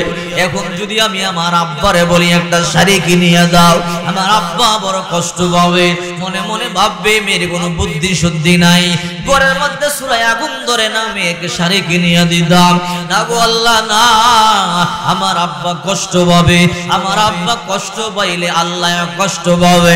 ফাতেমা কার কাছে যাবি, কার কাছে বলবি? এই দুনিয়ার মধ্যে বলবার মতো কোনো আপনজন নাই। আরে ফাতেমা দরজা বন্ধ করিয়া চোখের পানিগুলো জারিয়া কান্না শুরু করে দিল। তাহাজ্জুদের নামাজের মধ্যে দাঁড়াইয়া চোখের পানি জারিয়া সাজদায় গিয়ে বলে, মালিক আমি তো ওয়াদা দিয়ে দিলাম সকালবেলা বিয়ের মধ্যে যাইতে হবে, না গেলে মুসলমানদেরকে মিথ্যাবাদী বলবে, মুসলমানদেরকে ওয়াদা ভঙ্গকারী বলবে, বলবে মুসলমানেরা মিথ্যা কথা বলে, মুসলমানেরা ওয়াদা ভঙ্গ করে। না না, আমি ওয়াদা ভঙ্গ করতে পারবো না, আমি না গেলে আল্লাহ তোমার নবীরও মিথ্যাবাদী বলবে। ও আল্লাহ না, আমার মা দুনিয়ায় নাই, আমার কষ্টের কথা বলবার মতো দুনিয়ায় কেউ নাই। চোখের পানি সারিয়া বলে, আল্লাহ তুমি আমার ইজ্জত সম্মান রক্ষা করো, আল্লাহ তুমি আমার হেফাজত করো। ও মালিক, কখনো 3 দিন পর্যন্ত না খেয়েছিলাম, তারপর তোমার দরবারে অভিযোগ করি নাই। কখনো 7 দিন পর্যন্ত না খেয়েছিলাম, তোমার দরবারে অভিযোগ করি নাই। 15 দিন পর্যন্ত না খেয়েছিলাম, আল্লাহ তোমার উপর অসন্তুষ্ট হই নাই। ও মালিক, আজকে একটা শাড়ি না হলে মুসলমানদের জাত তুল্লা গালি দিবে, মুসলমানদেরকে মিথ্যাবাদী বলবে। ও মালিক, তুমি একটা শাড়ির ব্যবস্থা করিয়া দাও। ফাতেমা চোখের পানি গুলো সারিয়া কান্না করিয়া তাহাজ্জুদ পড়িয়া একটু ঘুমাইলো। কিছুক্ষণ ঘুমাইবার পরে ফজরের আজান দিল। ফজরের আজান যখন দিল, ফাতেমা ঘুম থেকে জায়গা দেখে ফাতেমার মাথার কাছে একটা জান্নাতি বক্স দেখা যায়। আল্লাহু আকবার বলে, জান্নাতি বক্স দেখা যায়। ফাতেমা এইবার মনে মনে চিন্তা করে, কি রে, আমার ঘরের দরজা বন্ধ, জানালা বন্ধ, আমার ঘরে এই বক্সটা কে দিয়া গেল, আমি তো বুঝলাম না। ফাতেমা বড় ভয় পাইতেছে, ফাতেমা চিন্তায় পড়ে গেল। এই বক্সটা নিয়া হাঁটি হাঁটি পা পা করে বাবার কাছে গেছে। ও বললেন, নবী আমি ফাতেমা কি বল করলাম বুঝতে পারি না, আমার দরজা বন্ধ, জানালা বন্ধ, এই বক্সটা বাবা কে আমার ঘরে দিয়া গেল বুঝতে পারি নাই। আল্লাহর পয়গম্বর বলে, রে ফাতেমা, তুই না জানলো আমি জানি, আল্লাহ জিবরাইলকে দিয়া জান্নাত থেকে তোর জন্য শাড়ি পাঠাইছে। আল্লাহু আকবার। হে ফাতেমা, গতকাল চোখের পানিগুলো সারিয়া আল্লাহর দরবারে একটা শাড়ি চাইছো, ওই আল্লাহ জান্নাত থেকে তোমার জন্য শাড়ি পাঠাইছে। রে ফাতেমা, বক্সটা বিসমিল্লাহ বলিয়া খোলো। ফাতেমা যখন বক্সটা বিসমিল্লাহ বলিয়া খুলতেছে, নূরে বক্সটা ঝলঝল ঝলঝল করতেছে। শাড়ি তো অনেক সুন্দর শাড়ি, এমন শাড়ি জীবনে কোনোদিন দুনিয়ার মানুষ দেখে নাই। নবী বলে, ফাতেমা রে, তুই তো এই শাড়ি পরে যাইতে পারবি না। বলে, বাবা কেন? বলে, এই শাড়ি পরিয়ে যদি যাও তাহলে সবাই শাড়ির দিকেই তাকাইয়া থাকবে, খাবার দাবার বন্ধ হয়ে যাবে, কথাবার্তা বন্ধ হয়ে যাবে, অনুষ্ঠান নষ্ট হয়ে যাবে, সবাই তোমার শাড়ির দিকেই তাকাইয়া থাকবে। এই তো জান্নাতি শাড়ি, নূর চমকাবে, জল জল জল জল করবে, এই শাড়ি পরিয়া যাওয়া যাবে না। ফাতেমাকে তাহলে আব্বাজান কি করব? বলল, একটা কাজ করো। বলে, কি? তোমার তো বিয়েতে যাইতেই হবে, ওয়াদা দিয়েছো, আর শাড়ি, দামি শাড়ি পরেও যাইতে হবে।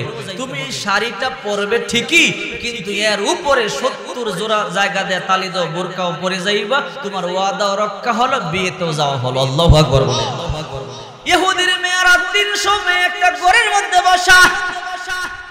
300 মেয়ে ওই ইহুদির মেয়েরে বলে, তোর বান্ধবী ফাতেমা বিয়ের মধ্যে আসবে না। ইহুদির মেয়ে কই না, আমার বান্ধবী ফাতেমা আসবে, মিথ্যা কথা বলতে পারে না, ফাতেমা ওয়াদা ভঙ্গ করতে পারে না। কই না না, ফাতেমা আসবে না। কই অবশ্যই ফাতেমা আসবে। কই ফাতেমা কেমনে আসবে? ফাতেমা দামি শাড়ি কোথায় পাবে? ফাতেমা যে বোরকা পরে 70 জায়গা দেওয়া তালি দেওয়া, ফাতেমা আবার কেমনে আসবে? আসবে না। একটাই কয় আসবে, আসলে সিরা তেনা পরে আসবে, আর একটাই কোন সারার শর্ট পরে আসবে, আর একটাই কয় না, তোর বান্ধবী ফাতেমা আসবে না।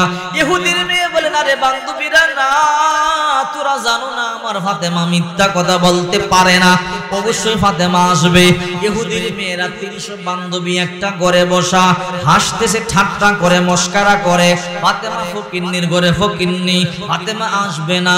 হঠাৎ করে তাকাইয়া দেখে খাতুনে জান্নাত ফাতেমা হাঁটি হাঁটি পা পা করে আসতেছে। ইহুদির মেয়েরা কইছি না, দেখ সিরা কাপড় পরে আসতেছে, 70 জায়গা দেওয়া তালি দেওয়া বোরকা পরে আসতেছে। একটাই কই ফাতেমায় মনে হয় জীবনে গোশত পোলাও খায় নাই, আরেকটাই কই ফাতেমা এর থেকে ভালো ছিল সালার শর্ট পরে আসতা, আরেকটাই কই ফাতেমা রে বিয়া মনে হয় জীবনে খাও নাই। এই কথা বলি আর ফাতেমার কলিজা যেন ফাটিয়া যায়। আহারে যে যা পরে তাই বলতেছে, আজকে আমি গরিব বলে যে যা মনে চাই তাই বলতেছে। ফাতেমা হাঁটি হাঁটি পা পা করে যখন ঘরের মধ্যে ঢুকিয়া গেল, 300 ইহুদির মেয়ে যে যা পরে তাই বলতেছে। একটাকে ফাতেমা দেখো কেমন গরিবের ঘরে গরিব, বিয়া খাইতে আইছে 70 জায়গা দেওয়া তালি দেওয়া বোরকা পরে, আর একটাই দেখো জীবনে মনে হয় গোশত ফোলা খাও না খায় নাই খাইতে আইছে, আর একটাই দেখো সিরাত তেনা পরে আসলেই তো ভালো হতো। এমন করে যে যা পরে বলি খাতুনে জান্নাত ফাতেমার জন্য কলিজাটা ফাটিয়া যায়। আহারে আমি গরিব বলে যা মনে চাই তাই বলতেছি। হঠাৎ করে 5-6 জন ইহুদির মেয়ে ফাতেমার সামনে আসলো।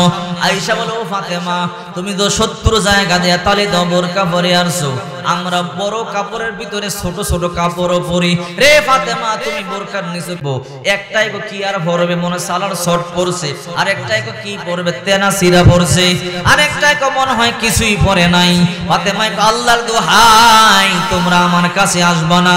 4-5 জন ইহুদির মেয়ে সামনে গিয়া বলে, ফাতেমা আমরা দেখবো তোমার বোরকার ভিতরে কি। কয় না না আমার বোরকার ভিতরে কি তোমরা দেখবা না, আল্লাহর দোহাই লাগে আমার বোরকায় হাত দিও না। ইহুদির মেয়েরা টানাটানি করি, ফাতেমা কই না গো আমার বোরকার মধ্যে হাত দিও না। 4-5 জন ইহুদির মেয়ে ফাতেমার 2টা হাতের মধ্যে চাপ দিয়া ধরছে। ফাতেমা কই আল্লাহর দোহাই আমার বোরকার মধ্যে হাত দিও না। 4-5 জন ইহুদির মেয়ে ফাতেমার 2টা হাত জোর করে ধরিয়া ঠাস করিয়া টান দিয়ে যখন বোরকাটা খুলছে, নূরে একটা ঝলকানি মেরে আল্লাহু আকবার বলে। 300 ইহুদির মেয়ে আশ্চর্য হয়ে গেল, কিরে ফাতেমা বোরকার নিচে কি পড়লা, এমন সুন্দর জামা জিন্দেগিতে দেখি নাই। ফাতেমা রে এ কেমন জামা তুমি কিনলা, কোন মার্কেট থেকে এমন সুন্দর জামা কিনলা? আমরা কত মার্কেটে গেলাম, মদিনার সবচেয়ে দামি দামি মার্কেটে গেলাম, এমন দামি সুন্দর জামা আমরা কিনতে পারি নাই। রে ফাতেমা বলো কোন রাস্তা দিয়ে তুমি গেছো, ওই রাস্তার নাম বলো, ওই মার্কেটের নাম বলো। ফাতেমা কই তোমরা সেই রাস্তার নাম জানো না, সেই রাস্তার নাম সিরাতে মুস্তাকিমের রাস্তা, সেই মার্কেটের নাম জান্নাতের বাজার। যদি তোমরা সিরাতে মুস্তাকিমের রাস্তায় চলতে চলতে জান্নাত পর্যন্ত যাইতে পারো, আল্লাহর কাছে যা চাইবা আল্লাহ তোমাদেরকে তাই দিয়ে দিবে। এবার ফাতেমার ইহুদির মেয়ে বলে, ও ফাতেমা আমরা জান্নাতে কেমনে যাইবো, কালিমা পড়ে মুসলমান হও। 300 ইহুদির মেয়ে বলে, ফাতেমা রে আর দেরি করতে চাই না, এই মুহূর্তে আমাদেরকে কালিমা পড়াইয়া মুসলমান বানাইয়া দাও। লা ইলাহা ইল্লাল্লাহু মুহাম্মাদুর রাসূলুল্লাহ সাল্লাল্লাহু আলাইহি ওয়াসাল্লাম। ফাতেমার দাম আছে না নাই? ফাতেমার মৃত্যুর কথা মনে আছে না নাই? ওই ঘটনা বুঝাইতে গিয়ে ঘটনা বললাম ফাতেমার কেমন দাম। আলীর কাছে 2টা জিনিস চাইছে, আলী গো আমার 2টা আশা আপনি পূরণ করবেন। 1 নাম্বার আশা, আমি যখন মরিয়া যাব আমাকে আপনি প্রকাশ্যে দাফন করবেন না, গোপনে আমার লাশটা দাফন করিয়া দিবেন। 2 নাম্বার, আপনি যদিও বিয়ে করেন আপনার বিবিরে নিয়ে আপনি ঘুমান, আমার কোনো আপত্তি নাই। আলী গো আমার 2টা সন্তানকে সপ্তাহে 1 দিন মুখের মধ্যে নিয়ে ঘুমাইয়েন। ওইদিকে হাসান আর হুসাইন আল্লাহ নবী রওজা পাকের সামনে আল্লাহর পয়গম্বরের সাথে কথা বলে। এইদিকে ফাতেমা স্বামীর কাছ থেকে জনমের মতো বিদায় নেয়। আল্লাহর পয়গম্বর বলে, রে হাসান রে হুসাইন আজ আর কথা বলা লাগবে না, তাড়াতাড়ি বাড়িতে যা। কেন না না বলে, তাড়াতাড়ি বাড়িতে যা, তোদের মাকে গিয়ে ভালো করে দেখ, আজকে তোদের মা জনমের মতো আমার কাছে চলে আসবে। এই কথাটা বলতে দেরি 2 ভাইয়ের মাথার মধ্যে আসমানটা যেন ভাঙ্গিয়া পড়ল। আরে মা আমাদেরকে রাখিয়া চলিয়া যাবে। 2 ভাই মাটির মধ্যে গলা কাটা মুরগার মতো গড়াইয়া গড়াইয়া কান্দে আর বলে বাইরে হাসান মায়ে যদি চলিয়া যাই গো আমরা কারে মা বলিয়া ডাকবো। দুই ভাই গলা কাটা মুরগির মতো কাঁদে। কিছুক্ষণ পর উঠিয়া দৌড়াইয়া ঘরে গিয়া দেখে মাও কান্দে বাবাও কান্দে। মায়ের গলার মধ্যে জাবরায় দৌড়িয়া বলে মা গো ও মা তুমি কেন চোখের পানি গুলো সারিয়া সারিয়া কান্দো? মায়ে বলে রে হুসাইন বুঝবি না রে হাসান বুঝবি না। বলে না গো মা সত্য কথা কেন গোপন করছো গো মা? আজকে নানা সব বলিয়া দিছি। আজকে নাকি তুমি আমাদেরকে রাখিয়া চলিয়া যাইবা। ও মা তুমি যদি চলিয়া যাও কারে আমরা মা বলে ডাকবো? কি আমাদেরকে দুঃখের সময় সান্ত্বনা দিবে? গোসল করাইয়া কি আমাদেরকে জামা কাপড় পরাবে, তৈল মালিশ করবে? রাত্রে বেলা মুখে নিয়ে কে ঘুম পাড়াবে? নতুন কাপড় পরাইয়া কে নানার মসজিদের মধ্যে আমাদেরকে পাঠাবে? আরে মা না তোমাকে আমরা যাইতে দিব না। ফাতেমা কান্দে আলীও কান্দে। ফাতেমা দুইটা সন্তান কি আলীর হাতের মধ্যে তুইলা দিয়া বলে আলী গো কিছুক্ষণ পর মালাকুল মাউত চলে আসবে, কিছুক্ষণ পর আমার ইন্তেকাল হয়ে যাবে।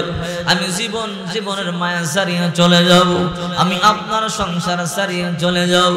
আলী গো আপনি আমার মাফ করিয়া দেন, যদি অন্যায় করি আপনি মনে কষ্ট নিবেন না। ও গো আলী কিছুক্ষণ পর আমার ইন্তেকাল হবে, আমার দুইটা সন্তানকে আপনার হাতের মধ্যে তুলিয়া গেলাম, আপনি আমার সন্তানদেরকে কিন্তু কষ্ট দিবেন না। দুই ভাই বলেন না মা না তোমারে আমরা মরতে দিব না, প্রয়োজনে আজরাইলের সাথে যুদ্ধ করব, এরপর তোমাকে মরতে দিব না। আল্লাহু আকবার বলো। দুই ভাই ছোট্ট মানুষ, মাথার মধ্যে দুইটা পাগড়ি পরছে। মাত্র 6 মাস আগে আল্লাহর নবী দুনিয়া ছাড়িয়া চলে গেছে, ইন্তেকাল করছে মাত্র 6 মাস আগে। নবীজি যাওয়ার সময় দুই ভাইকে দুইটা জুব্বা দিয়া গেছে, দুই ভাইকে দুইটা পাগড়ি দিয়া গেছে, দুই ভাইকে দুইটা টুপি দিয়া গেছে। দুই ভাইয়ের হাতের মধ্যে ধরিয়া বলে বাইরে ভাই চল, নানার দেওয়া পাগড়ি পরিয়া নানার দেওয়া টুপি আর জুব্বা পরিয়া দরজার মধ্যে তরবারি নিয়ে দাঁড়াবো, আজরাইলকে ঘরে ঢুকতে দিব না, প্রয়োজনে যুদ্ধ করব, শহীদ হব, তারপর মাকে মরতে দিব না। আল্লাহু আকবার বলে। আরে হুসাইনের দাম কি কম নাকি? কেমন দাম শুনলে অবাক হবেন। হুসাইন রাসূল নামাজ পড়াইতেছে আসরের নামাজ, হুসাইন নবীজির পিঠের মধ্যে ওইটা বসে গেছে, পিছনে হাজার হাজার সাহাবী সেজদায় আছে, নবী সেজদা থেকে উঠতে পারে না, সাহাবীরা উঠতে পারে না। অনেকক্ষণ ধরে সাহাবীরা মনে মনে ভাবে কিরে নবী তো এত লম্বা সময় সেজদা করে না, আজকে তো লম্বা সময় দিল কেন, ঘটনা কি, নবী উঠতেছে না, কারণটা কি? কিন্তু সাহাবীরা মনে মনে ভাবলে কি হবে, নবী যেহেতু উঠে না সাহাবীরাও তো উঠতে পারে না। আল্লাহ নবী চেষ্টা করতেছে হাত দিয়ে হুসাইনকে নামাইবার জন্য। আল্লাহ বলে হ্যাঁ নবী, যতক্ষণ পর্যন্ত হুসাইন ইচ্ছা করে না নামবে ততক্ষণ আপনি নামাবেন না। আল্লাহু আকবার বলেন। হুসাইনের দাম অনেক, বিরক্ত হইতেছেন? দোয়া করে দিব। রাত প্রায় 12টা বাজতেছে, দোয়া করে দেই, আরেকটু সামনে যাই তাহলে। দেখেন হুসাইন একদিন আল্লাহর নবীকে বলে না না আপনার দাম বেশি না আমার দাম বেশি? নবীজি বলে আমার দাম বেশি। কই আপনার দাম কেমনে বেশি? আপনি ডাইরেক্ট বললে হবে, যুক্তি দিয়ে আমারে বুঝান আপনার দাম কেমনে বেশি। সুবহানাল্লাহ বলে। আল্লাহর নবীকে হুসাইন তুমি যুক্তি দাও। বলে ও না না আপনি বলেন তো আপনার বাবার নাম কি? আল্লাহর নবী বলে আমার বাবার নাম আব্দুল্লাহ। কয় খালি আব্দুল্লাহ নি, লাইসা ক্বাবলাহু ওয়ালা বাদাহু শাই, আব্দুল্লাহর আগে পিছে কি কিছু নাই? কয় না কিছু তো নাই। ও না না আপনার বাবা আব্দুল্লাহ রে কয়জনে চিনে? আমার বাবার নাম কি আপনি জানেন? তোর বাবার নাম কি? আলী কাররামাল্লাহু ওয়াজহা আসাদুল্লাহিল গালিব।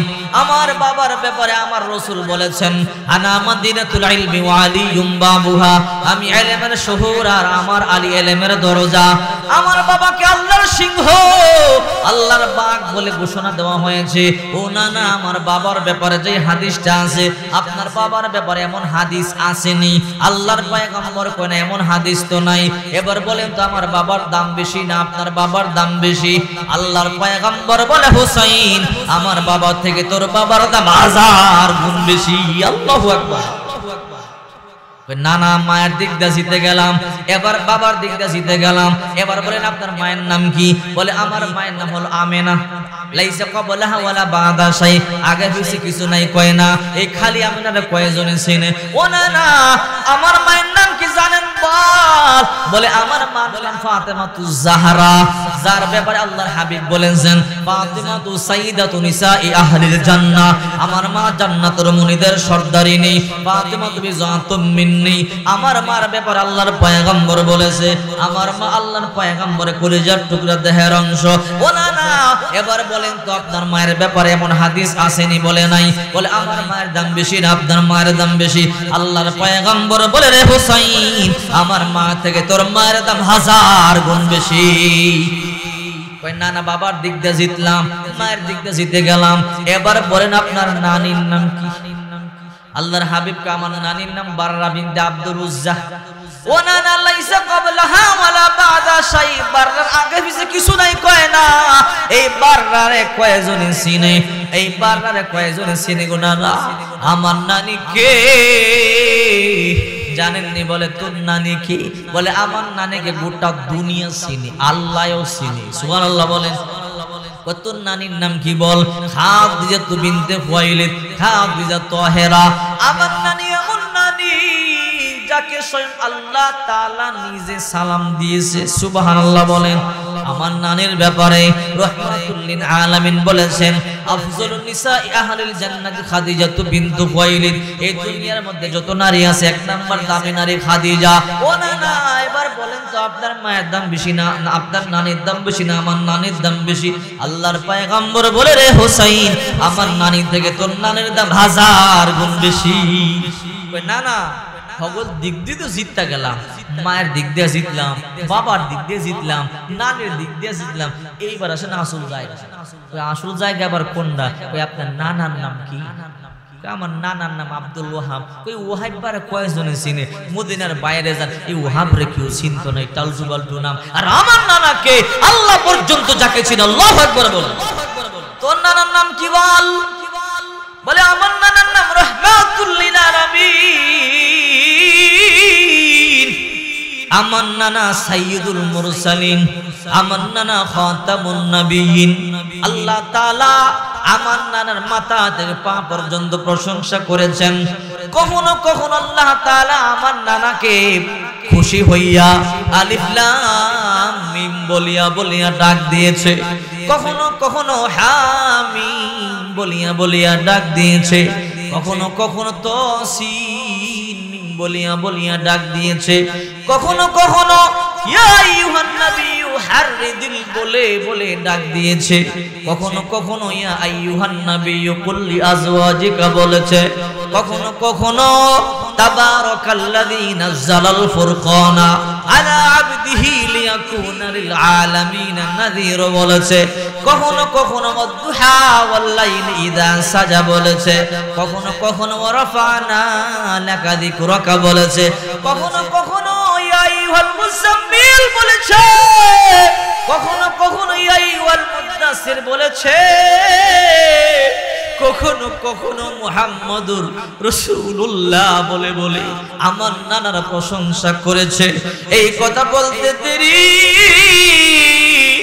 আল্লাহ নবী আর বসিয়ে থাকতে পারলেন না, হাত দিয়ে দাঁড়াইয়া হুসাইনকে বুকে জড়াইয়া বলা, রে হুসাইন আমি মুহাম্মদ হারবার জন্য দুনিয়াতে আসি নাই, আজকে আমি মুহাম্মদ তোর কাছে হেরে গেলাম। আল্লাহু আকবার। চিন্তা করে হুসাইনের দাম কম না বেশি? ওই হাসান হুসাইন দরজার মধ্যে দাঁড়াইছে, দুই ভাই দাঁড়াইয়া বলে আজরাইলকে ঘরে ঢুকতে দেব না। আল্লাহ বলে রে মালাকুল মাউত যা যা ফাতেমার জানটা কবজ করে নিয়ে আয়। হাসান হুসাইন দরজার মধ্যে দাঁড়ানো তরবারি নিয়ে আজরাইল সালাম দেয়, আসসালামু আলাইকুম ওয়া রাহমাতুল্লাহি ওয়া আলাইকুম সালাম। তুমি কে? আজরাইল পরিচয় দেয় না, হাতে যেই তরবারি দেখা যায় যদি দুই ভাই কোবাল শুরু করে তাইলে আমার খবর আছে। কারণ মুসা নবীর কাছে একবার গিয়ে সটকনা খাইয়া চোখ বাইর হইছে, আর হাসান হোসেন তো নবীর নাতি, যদি দুইজনে কোবাল শুরু করে, কয় না আমি একটু ভিতরে যাইতে চাই। মিয়া ভিতরে যাইবা কে? তুমি পুরুষ মানুষ, আমার মা মহিলা পর্দা করে, তুমি ভিতরে যাইবা কে? আজরাইল মনে মনে খাইছে রে, সেতা দেখা যায় জায়গা, পরিচয় দেওয়া যাইব না। আজরাইল চলে গেল আল্লাহ তাআলার কাছে। আল্লাহ ঘটনা খারাপ, দুই ভাই তরবারি নিয়ে ধরছে আমাকে, আমি যাইতে দেয় না। আল্লাহ বলেন এ মালাকুল মউত যা জান কমস করবে। আল্লাহ না, দুই ভাই তরবারি নিয়ে দাঁড়াইছে। আল্লাহ এত কিছু বুঝি না, কেমনে করবি যা। আজরাইল আবার আইছে, দুই ভাই দাঁড়ানো, কিরে তুই আবার আইলি যে, একটু ভিতরে ঢুকতে হবে। কয় না, আল্লাহ আমার ফাটাইছে, তুমি কি মালাকুল মাউত? আর কিছু কয় না। যদি আবার শুরু করে, আবার গেছে গা, আবার আল্লাহর কাছে গেছে। আল্লাহ আমারে ছাড়া অন্য কারো দিয়ে কবজ করেন। কয় তোরই কবজ করতে।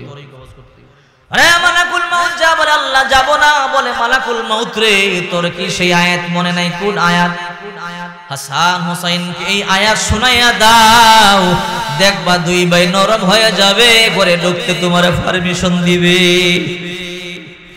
আজরাইল চলে আসলো, দরজার মধ্যে গিয়ে বলে ও ইমাম হাসান হোসেন ঘরে ঢুকবো, পারমিশন দেন। কয় না, দিব না। তুমি যুবক মানুষ, আমার মা পর্দা করে, কেন ঢুকবা? রে হাসান হোসেন, আমি সাধারণ মানুষ নই রে, আমি আল্লাহর ফেরেশতা মালাকুল মাউত। তোর লাগি তো দাঁড়ায় আছি। আরে হাসান হোসেন রাগ করবেন না, শুনেন। কি আপনারা কি সেই আয়াত বলে গেছেন? বলেন কোন আয়াত?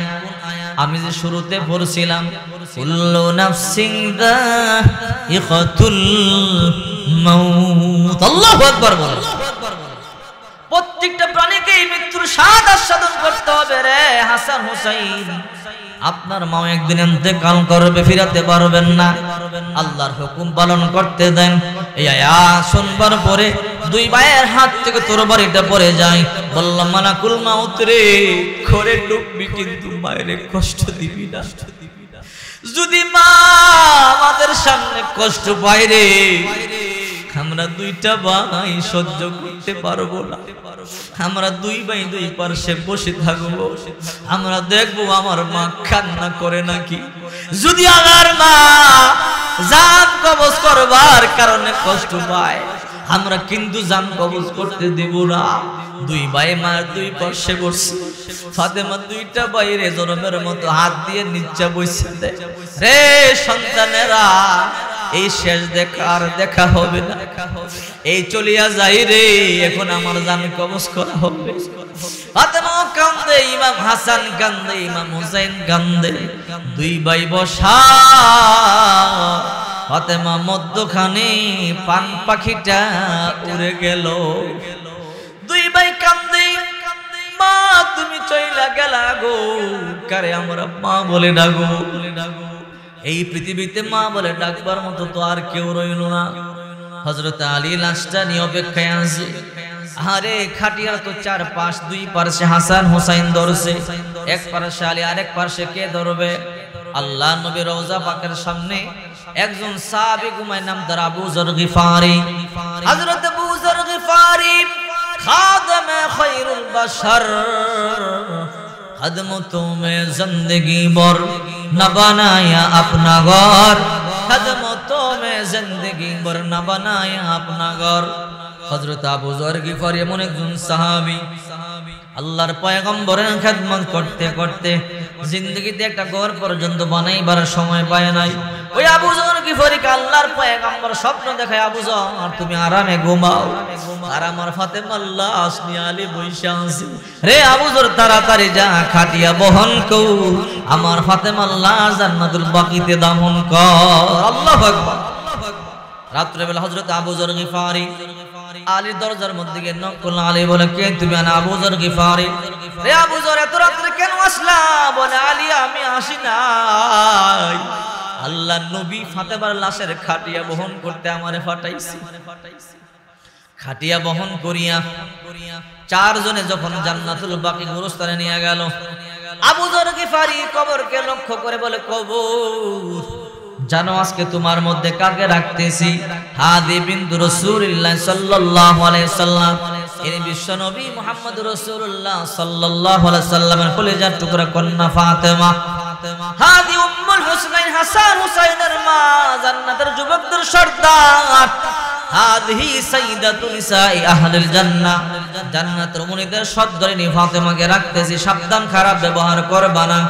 কবর বলে, রে আবু যর, আমি ফাতেমারে চিনি না, আমি নাম দাম চিনি না, আমি চিনি ঈমান আর আমল। আমার কাছে টাকার দাম নাই, ক্ষমতার দাম নাই, সৌন্দর্যের দাম নাই, আমি চিনি ঈমান আর আমল। যার আমল ভালো, ঈমান সুন্দর, ভালো ব্যবহার পাবে, সুন্দর ব্যবহার পাবে। আর যার আমল খারাপ, খারাপ ব্যবহার পাবে। ঠিক কিনা জোরে বলে?